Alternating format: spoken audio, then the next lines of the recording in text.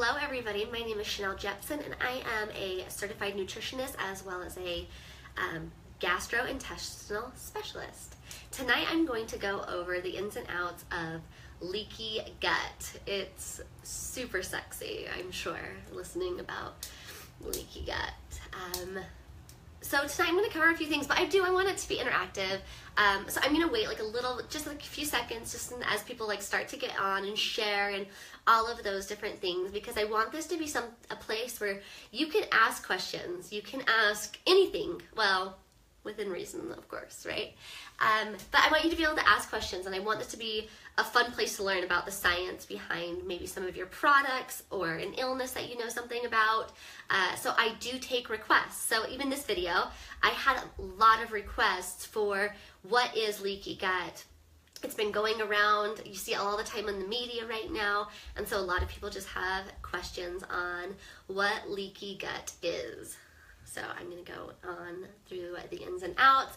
I just want to make sure, can everyone hear me okay? Is the sound okay? I know I'm a little far. I'm in between a desk and the camera. Abigail Woodyard. Can you hear me? Can I see comments? Hold on. Let me see if I can. Nope, comments are there. Okay. Well, you guys, I'm going to go ahead and get started. Oh, thumbs up. So hopefully that means that you can hear me okay. So leaky gut just sounds disgusting, and it really is. It's a terrible thing, and we're just starting to learn a lot more about what causes leaky gut and what are some of the natural ways that we can help to fix that problem. So I'm going to go through a few different things. There are 5 steps, okay? 5 steps to healing leaky gut. These are Delicious by Chanel's 5 steps to healing leaky gut, but they work and they're amazing. So I want you just to follow along and, like I said, ask questions. So step 1 is remove, okay? So I'm going to explain a little bit about what leaky gut is. So say this is your gut lining, right? The edge of my fingers is your gut lining. What happens is you have all your little cells, and then they are connected, right? And they're called tight junctions. And so these are connected by these tight junctions. But what can happen is, say you get an infection, okay? It can break through that tight junction and create a split in your gut, if you will. And that can happen all over your gut or in certain sections or whatever the case may be. So that's if you get an infection. Or say, I have somebody who is in Ohio who she ate a bad piece of fish and got a very bad bacteria that ate its way through. Okay, so gross. It's life altering. I mean, that's a game changer if you get a bug that does something that bad. And so what the issues that can cause is an increase in food allergies, okay? So all of a sudden you're 40 years old and all of a sudden you're allergic to dairy or allergic to wheat or whatever the case may be. So you'll get an allergy later on in life, and I'll explain why you get that. So, and then toxins are another one. So if you have toxins in your food, which I'm sure you do, that can start to break through your gut lining. There is going to also be pathogens and stress, okay? This is a very hard one for a lot of Americans. We are go, go, go, go, go. And I'm guilty of that as well. Just always being on the go and having a million projects at once. As you probably saw with this video, I ended up having to push this video back 2 times because I just had so many things come up and they're top priority. Not that you're not my top priority, because I love you all. And I love that you guys come in here and you get to learn something and you apply it, and I love hearing your testimonials and things that you apply into your lives. So that's pretty neat. So I do love you, even though I keep pushing these things back.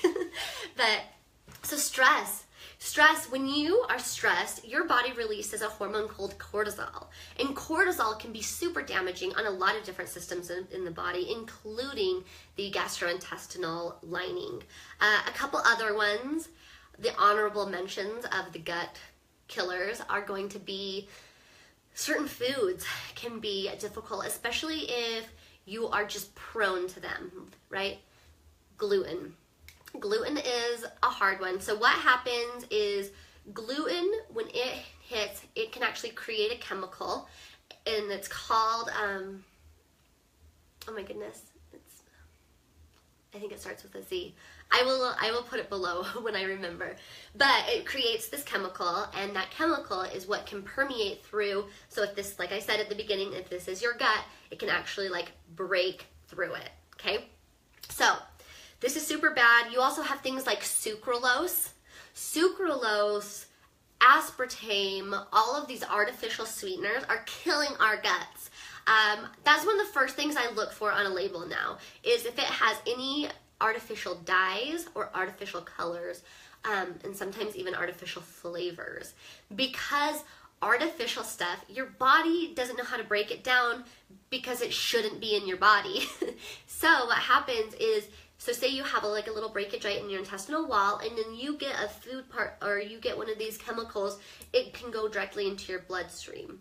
And so now you have a chemical that's in your blood that can go to your heart, that can go to your brain, that can go to any of your organs. So that's why artificial food is so bad for you. So that's like number one, kick that out. Kick out stress, kick out any of these inflammatory foods. Dairy, dairy might be a little bit harder for you to digest, so just kind of kick that out of your diet. Preservatives can also be damaging on the gut, as well as food infections. So I talked a little bit about that with like a bad piece of fish, or if you get food poisoning, okay? If you get the stomach flu, all of these kind of things can actually leave damage on your gut lining. So step number one is remove. So remove stress, artificial food, chemicals, drugs, all of those kind of things. Kick those out of your diet. So that's step number one. Step number two is you now need to replace all of that junk with the good stuff. So you are going to replace it with things like leafy greens. You're going to leave with good sources of protein. So when I say good sources of protein, I mean like organic free-range chicken or organic beef or all of those different things. You actually do want to do grass-fed beef. So this is a fun little fact, is beef, inside your beef, there is a compound called CLA, which is conjugated linoleic acid, and it is awesome, okay? CLA, a lot of bodybuilders take because there has been multiple studies done that showing that a certain milligram, and I believe it is 7 milligrams, that 7 milligrams of CLA will actually burn fat. So when you get grass-fed beef, you get CLA naturally in that. It's a chemical reaction inside the cow's body when they eat grass. They do not have that same chemical reaction, at least in these studies, when they ate grains. So you want grass-fed instead of grain, and then you'll get this fat-burning, like freebie in your meat. So that's why I do organic. You can also get it from safflower oil, CLA. So, okay, fun facts. Going back, so you're going to replace it with those kind of good things. Another huge one for people with leaky gut is you want less inflammation. Omega-3s are great for inflammation in order to help negate inflammation, where omega-6s are more inflammatory, as well as omega-9s. So more omega-3s, which are, you can find in fish and nuts and seeds and all of those healthy things. And that will help to take down some of your inflammation. So step one, remove. Step two, replace. And step three is repair. So we're going to go back to my hand. Sorry, I wish I had like a diagram, but it's really hard because it switches on me, so everything's like backwards. But so if this is your gut, and say you had just a bunch of like crappy food one weekend, right? And it was able to break down those tight junctions, right? Those are, if you remember from the beginning, those are the things that like bring your gut together. And so say you have a little whatever. So say after you have this rough weekend, whatever, you're eating and you are eating pizza and everything's cooked, right, on a pizza. So you eat your pizza, it comes through your gastrointestinal tract. First it hits your stomach, and your stomach acid doesn't break down carbs, so it keeps going, and you have fats and all of these things, but you don't have enough digestive enzymes to break down this meal. So you have food that's coming down that isn't fully digested into what your body needs to absorb. okay? So fun fact is protein breaks down to amino acids, carbs break down to simple sugars, fats break down to cholesterol. Your body cannot digest protein. It only can digest amino acids, or absorb amino acids. So it has to break those down. You need digestive enzymes in order to do that. If you don't have enough digestive enzymes, now you have this piece of protein that your body cannot absorb. And what can happen is it can go through, okay? Or most likely, the really hard things, protein is a lot easier for your body to digest because you have stomach acid. The hardest things for your body to digest is going to be carbs or gluten, right? And gluten is the protein in wheat. So if it doesn't break down, say you have this piece of bread that's not fully broken down and it goes into your gut and it actually comes into your bloodstream, what's going to happen is that your body produces antibodies, and that's going to attack that food because it's an invader, it's an attacker. And so now what happens is your body, every time it sees wheat, it now thinks that it's an invader and it causes an allergic reaction. That, my dears, is how allergies are made. Food isn't digested all the way. You have a leaky gut, and so your body attacks that undigested food, thinks it's an invader, and so now you have an autoimmune response. You can reverse this, okay? You can reverse these allergies. What needs to happen is, like I said, first you need to remove the bad junk in your diet. 2, you need to replace it with the good stuff. But then 3, you have to repair this gut. So some of the things you'll need to do is you need to use L-glutamine. And I'm going to put everything in the description that you would need. So L-glutamine is an amino acid. My battery's running low. It is an amino acid that is going to repair. So your gut's like this, right? It's going to repair it and bring it whole again. And it's an amino acid that comes from protein, right? And that's what's going to rebuild that. And L-glutamine is specific to the gut, and it is incredible.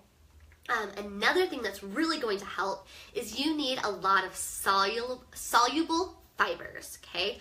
So you have insoluble, and those are the ones that, okay, do you guys know the sponges? By the way, you guys can talk. You guys can write comments and questions and whatever you want to do. But so if you see one of those old sponges, you have the green side, which is very rough and brisk side, and then you have the yellow side. And what is its function? Can somebody tell me? What does the yellow side of a sponge do? You give me a thumbs up. I want an answer. No takers tonight?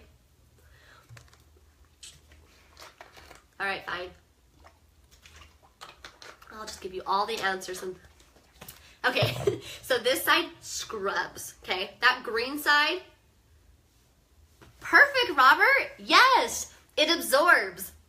So you have the green side that is more of a scrubbing side, and then you have the yellow side. Thanks, Karina. She says, we are all intently listening.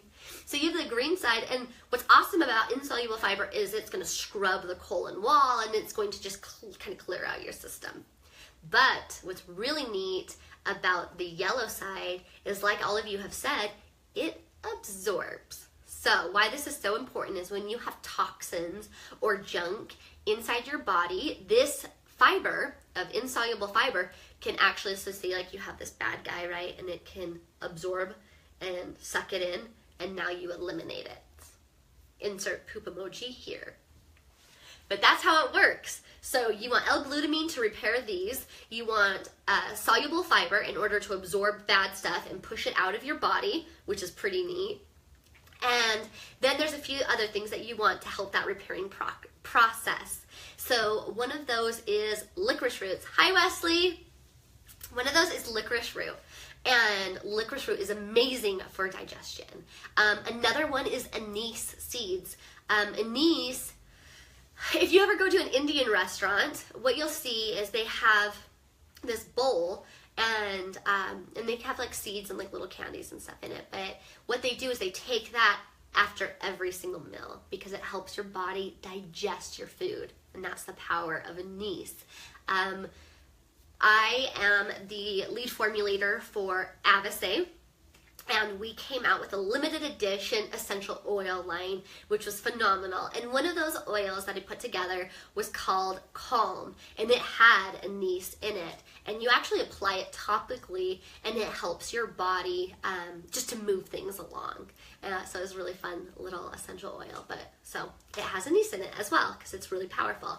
So these are just a few of the things that you would want to supplement in your diet to repair that gut, okay? So this is the repair step. So that's going to, right? So they're all connected so that you don't get all these crazy food allergies. A couple other things about a couple other things that leaky gut can cause is acne. It can cause acne, and it can cause like irritated skin and allergic reactions like eczema or psoriasis or any of those kind of things, okay? So when you rebuild that, you don't have that stuff that's trying to like seep out and get out there. So it's just a really important thing. And we're finding when we talk about autoimmune disorders, they're finding a lot more connections between autoimmune disorders and leaky gut. That leaky gut is kind of the culprit. I just read a study on multiple sclerosis showing a link to it and leaky gut, which is pretty crazy. And then you have other diseases, like you have autism, where they show that people with autism, or children with autism as well, that their body isn't able to digest food properly. And so they really have to be careful about their diet. There's so many different connections that I could probably go into, but I'm going to try not to make this too long for you guys tonight. So, because we're only on step 3, and we had 5 steps, right? Delicious by Chanel's 5 steps to healing your gut. So number 1 I said was remove, then replace. Repair we just went over. Now is rebuild.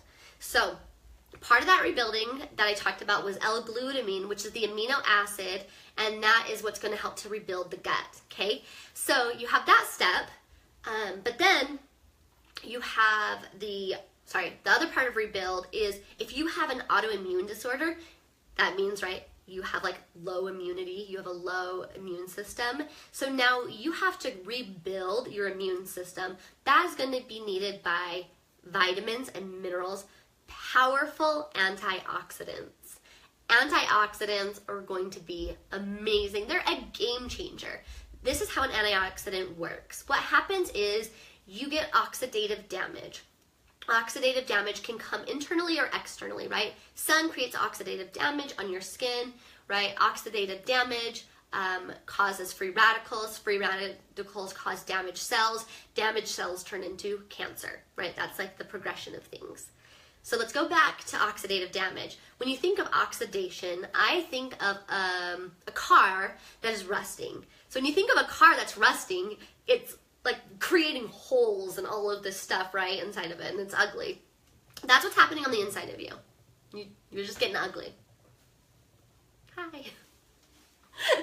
Okay, hold on one second. Kid said, not appropriate for me to listen to this while we're waiting for our food to be brought to the table.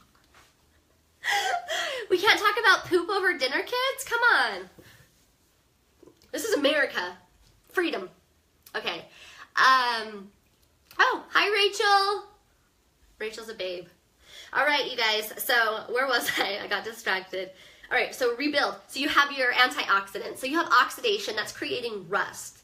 What is actually happening, which is interesting, is if you were to think of a car going straight, and in the middle of you driving, somebody comes and just picks off your tire, right? Takes your tire. And then what's going to happen to your car is it's going to go and crash, right? Like, whatever. You know how car accidents work, right? Move a tire, and then all of a sudden it hits another car, and then it damages that and that car, and it's just this domino effect. It's this 14-car pileup, right, on the freeway, which is super bad for everybody, especially those 14 cars. So when you get one damaged cells, that damages another, that is where, my friends, you get cancer. This is what antioxidants do. Antioxidants, so you have that car and it has its missing tire. Antioxidants are going to be a spare tire that you're going to put on that is going to balance the car and let it go straight. So when you have all this free radical damage inside of your body, antioxidants are coming in and balancing that. It's because their protons and neutrons and whatever were taken off. So, but we're going to compare it to a car because that's easier for you guys to remember. So that's part of this rebuild process, is going to be the power of antioxidants. Another part of rebuilding is making sure that you are actually getting the most out of your food, because you need so many vitamins and minerals. Our food is getting worse and worse. I talk about this all the time, but if you were to take the composition of an apple today versus an apple 50 years ago, they are going to be dramatically different. Because of the turnover rate of our soil, we are getting less mineralization, which means less minerals in your soil means less minerals and vitamin production in your fruit or your vegetables, whatever your produce. So now they're showing that you need at least 16 servings of fruits and veggies every single day in order to be at optimal health. 16? Yeah, I said that right. 16 people. That is so hard to do. 16. So every time you eat, because everything you eat, if you digest it properly, it becomes every cell of the human body. Okay? We need to get the most out of our food, which I haven't even eaten yet. But look how good this is. It's like a shrimp Mexican salad. But I'll eat after. And I'll take my digestive enzymes with it, because that is so important, and I'll put a link on what digestive enzymes I use.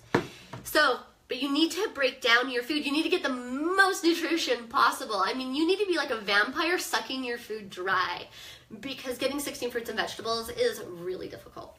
So that's a part of rebuilding, is making sure that you're getting the most nutrition out of your food that you can, and that is why digestive enzymes are so important. You supplement with digestive enzymes, and then try not to kill the digestive enzymes that are already in your food. Things that kill your digestive enzymes is going to be fluorinated water. So don't wash your produce in fluorinated water if that's your tap water. And if you're in Utah, that's your tap water. So get even a pure or any sort of filter, right, in order to wash your fruits and vegetables.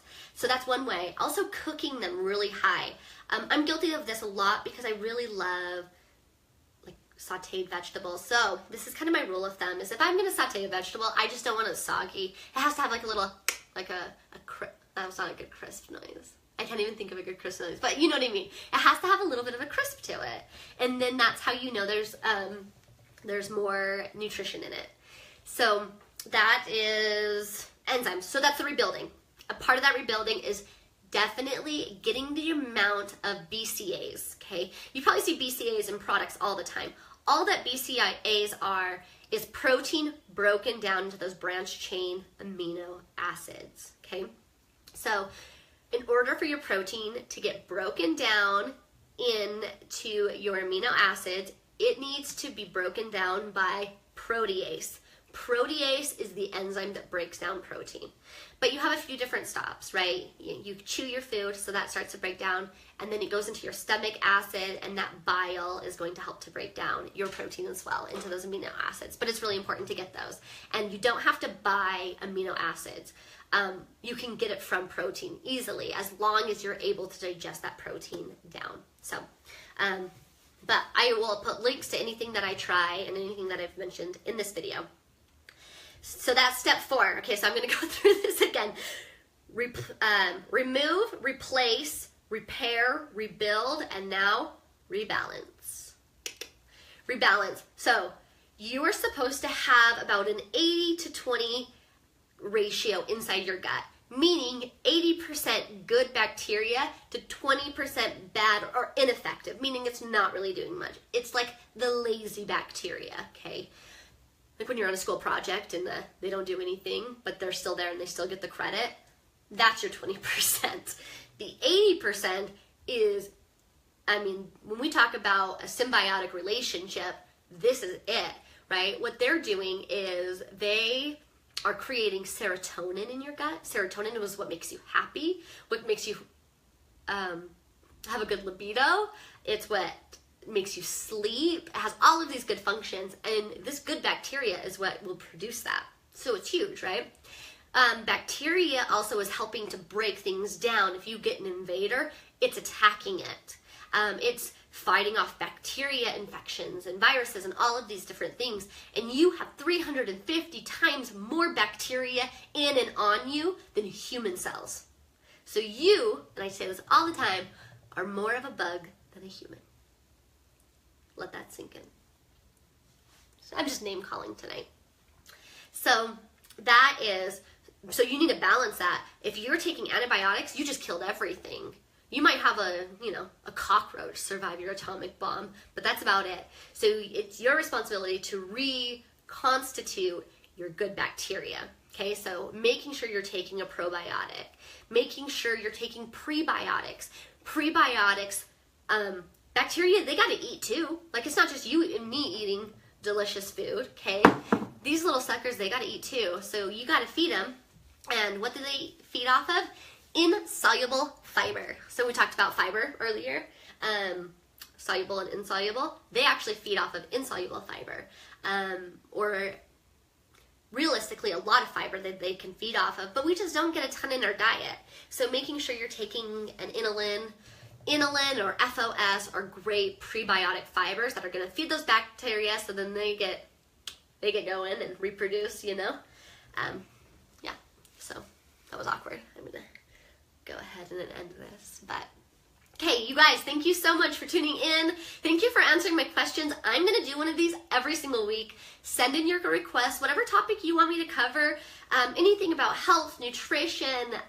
I can try to do some beauty things, but you probably don't want me to do those kind of tutorials. But if you have questions on a label, on a product, on an ingredient, on a disease, on a function, on anything, make sure you either direct message me or you can even write it in this video. I have made a whole list of all of the requests that you guys have made, so I'm super excited about it. Also with this, I'm going to create a blog post for you that has the 5 steps to healing your gut, and links and everything and all the information that you would possibly need so that you feel well equipped to heal your gut. Well, everybody, I love your guts very much. Thank you so much for tuning in. Comment, share, like, all of those fun, jazzy things, and let's get the word out there on how people can heal their guts.